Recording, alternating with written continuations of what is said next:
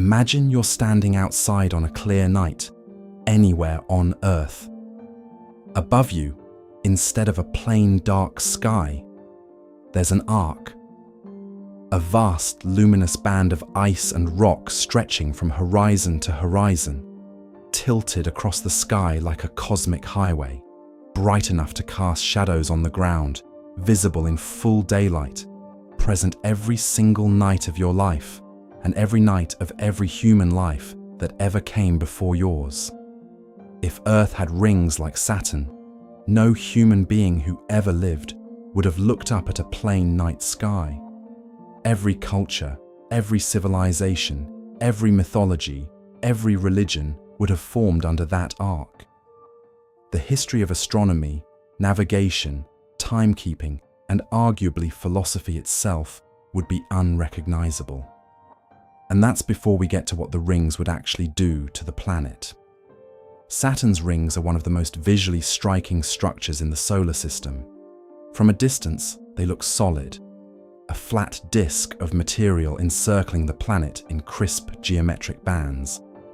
Up close, there's something else, countless billions of individual particles, ranging from grains of frost to chunks of ice the size of a house, all orbiting Saturn in the same plane, held in place by a precise balance of gravity and orbital mechanics. The rings extend roughly 280,000 kilometers from Saturn's center, nearly the distance from Earth to the Moon. Yet they're extraordinarily thin. In most places, just 10 to 100 meters thick. A structure wider than the Moon, thinner than a skyscraper. Earth doesn't have rings. But it could have. The conditions that produce rings around gas giants, a moon that strays too close and gets torn apart by tidal forces, or a collision that scatters debris into orbit, aren't exclusive to the outer solar system. Some scientists think Earth may have had temporary ring systems in its distant past, possibly during the giant impact event that formed the Moon. And there are rocky planets elsewhere in the galaxy that models suggest could maintain stable ring systems. So the question, what if Earth had rings like Saturn, isn't purely fantasy. It's a thought experiment grounded in real planetary physics. And working through it carefully, using what we know about rings, orbits, climate and light, produces answers that are specific, surprising, and genuinely illuminating about the planet we actually live on.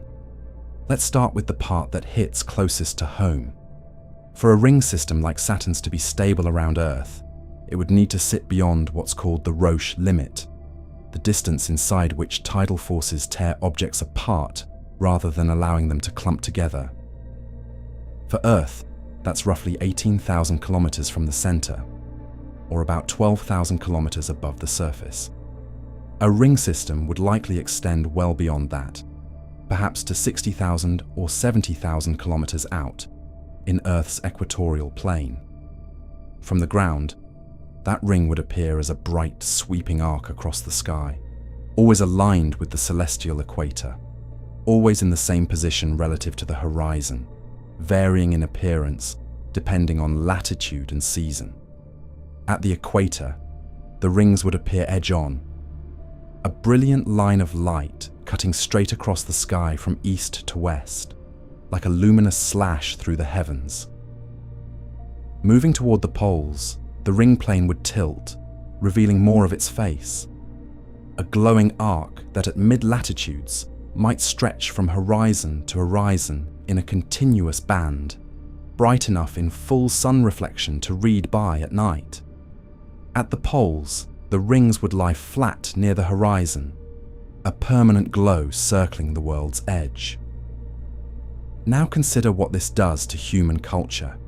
Every ancient civilization that looked at the sky saw patterns they turned into stories, constellations, planets, the Milky Way. These became the founder tie-ins of mythology, religion, calendar systems, and navigation. But all of those observations share one characteristic. They require interpretation. Stars are points of light whose patterns are subtle, requiring careful attention to see. Rings require no interpretation. They're unmissable. They're structural. They divide the sky into above the ring and below the ring in a way that's immediately, viscerally obvious. The first humans to look up would have seen them. Every child born under them would have grown up knowing, instinctively, that the sky has a shape. Navigation would have been transformed. The rings, fixed in the equatorial plane, would have provided an immediate, permanent compass reference visible to any sailor, any traveler, any army on any clear night.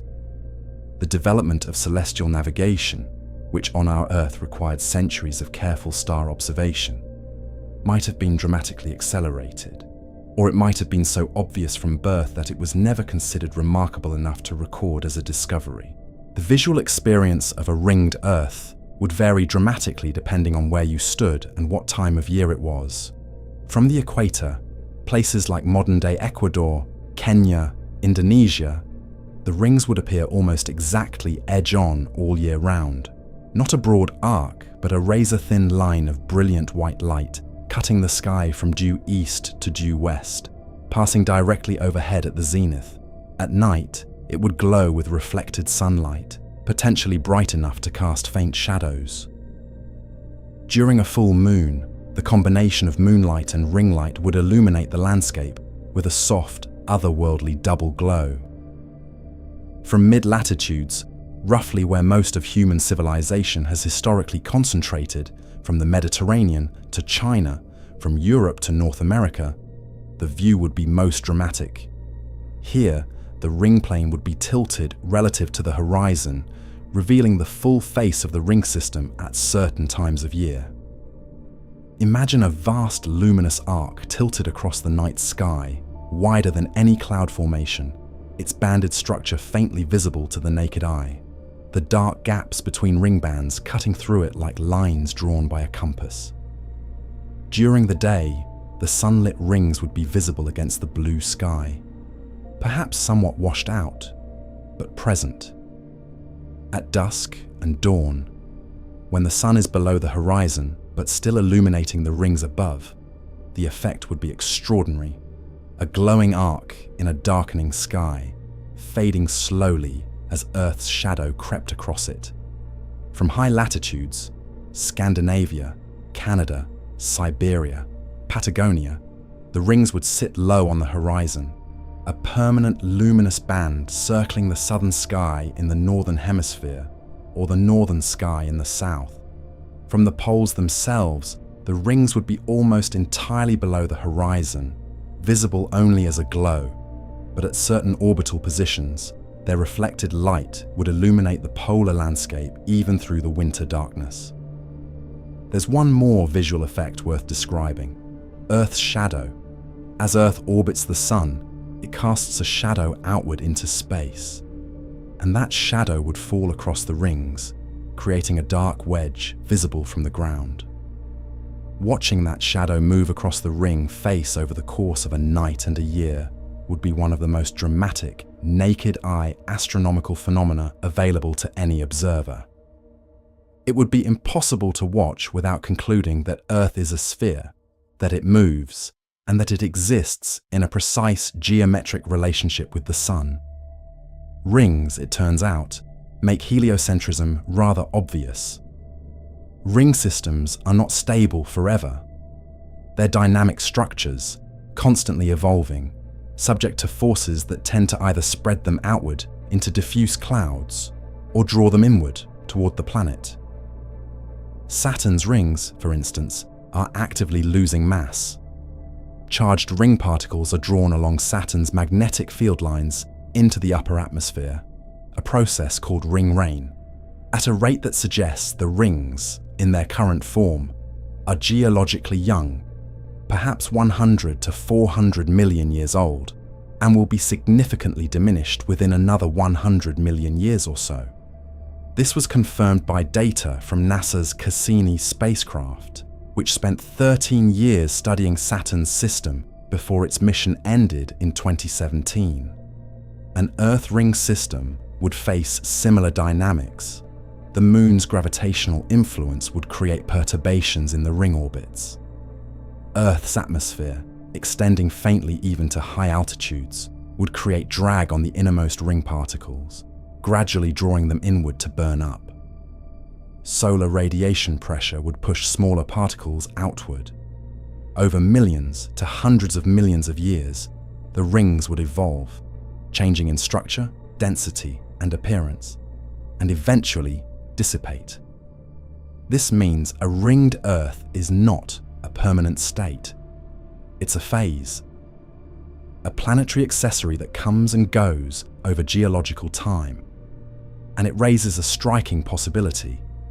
Earth may have had rings in its past. The giant impact that formed the Moon, roughly 4.5 billion years ago, scattered enormous amounts of debris into Earth orbit. Some of that debris accumulated into the Moon, but not all of it necessarily did. Some may have formed temporary rings that persisted for millions of years before dissipating or being swept up.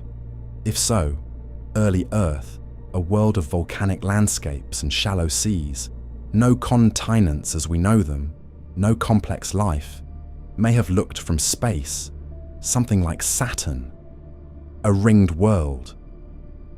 Before the rings faded, before the Moon settled into its current orbit, before the first cell divided in the first ocean. So here is what Earth with rings would actually be. A world where no human ever looked up at a plain sky, where navigation was obvious from birth, where the shape of the solar system was visible to anyone willing to watch the shadow move across the arc, where equatorial climates ran cooler, polar summers ran warmer, and the equinoxes brought a daily dimming of the tropical sun, where the night sky, from the right latitude at the right time of year, would show a glowing arc wide enough to span the horizon, bright enough to read by, structured enough to reveal its banded geometry to a careful observer, and a world where eventually that arc would fade, where the rings would thin and dissipate over millions of years, and future generations, if they existed, would look up at a plain sky and find records, perhaps, of what had once been there. The way we look at ancient riverbeds on Mars and reconstruct a world that no longer exists. The rings don't change the laws of physics. They don't change what the sun is, or how gravity works, or what stars are made of. But they change what's obvious, what's unmissable, what every human being learns simply by being alive and looking up. And in doing that, they might have changed everything about how quickly our species understood the universe it lives in. Not because the universe was different, but because the view from our particular corner of it was. Here's what I want to know from you. If Earth had rings, which effect do you think would have been most significant? The change to human history and civilization, the effect on climate, or just the sheer visual experience of living under that sky every day? Because I think the answer says something about whether you're drawn more to the human story of science, the physical science itself, or the pure wonder of what the world could look like. Leave it in the comments. And if you want to follow this into the next natural question, what Earth would look like if it had a second moon instead of rings, and what that would do to our tides, our climate, and our calendar. That's where the next video is going. See you there.